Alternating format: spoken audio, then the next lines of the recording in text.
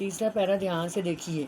क्या देख ना सकती जंजीरों का गहना, हथकड़ियाँ क्यों यह ब्रिटिश राज का गहना, कोल्लू का चरक चूँ, जीवन की तान, मिट्टी पर उंगलियों ने लिखे गान।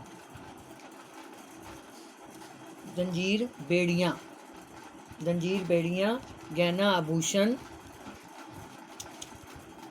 गहना आभूषण, चरक चूँ, कोल्लू के चलने पर होने वाली आवाज़, मिट्टी पत्थर, तान मैंने संगीत, गान मैंने गीत। इसका अर्थ देखिए।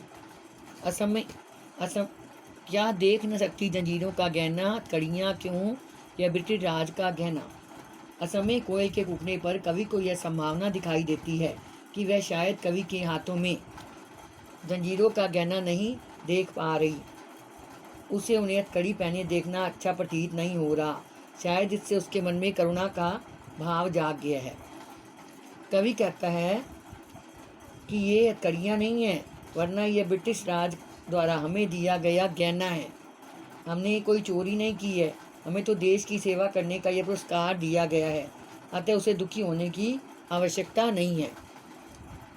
कोल्लू का चरक चूँ, इसको हमारे लिए तो कोल्लू की चरक चूँ ध्वनि ही जीवन संगीत बन गई है। हमें उससे रस आने लगा है, हमें उसमें रस आने लगा है। मिट्टी पर उंगलियों लिखे गान, हम कंकर पत्थर अपने हाथों तोड़कर मानव स्वतंत्रता के संघर्ष का गान अपनी उंगलियों से लिखते हैं।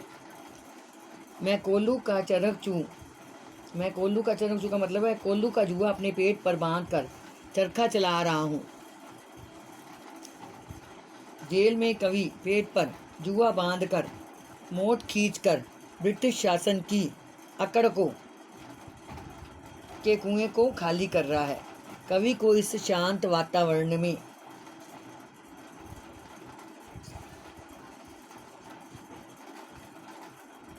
दिन में करना क्यों जगह रुलाने वाली, वो कहता है कि इस शांत वातावरण में तू रात को क्यों करुणा का भाव जगा रही है, दिन में क्यों करुणा का भाव नहीं जगा रही, इसलिए ये रात में क्यों आतंक मचा रही है सखी रूपी कोयल। इस शांत समय में अंधकार को बेर रो रही हो क्यों, कोकिल बोलो तो चुपचाप मधुर विद्रोह बीज इस भांति बो रही है क्यों, कोकिल बोलो तो, कोकिल कोयल। इस शांत कवि को शांत वातावरण में कोयल अंधकार को बेद कर रोती सी प्रतीत होती है। लगता है वह अपने करुण रस के माध्यम से लोगों में विद्रोह के बीज बो रही है। कवि इसका कारण जानना चाहता है। काव्य सौंदर्य, इसमें कवि ने उन यातनाओं का उल्लेख किया है जो ब्रिटिश शासन द्वारा सत्याग्रहियों को दी जाती हैं, जैसे कि कोल्लू के बैल की तरह जोतना और पत्थर तुड़वाना आदि।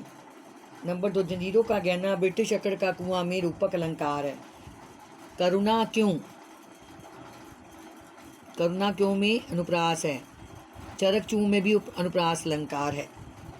इस गजब दाना मुहावरे का प्रयोग किया गया है। इसकी भाषा सरल खड़ी बोली है।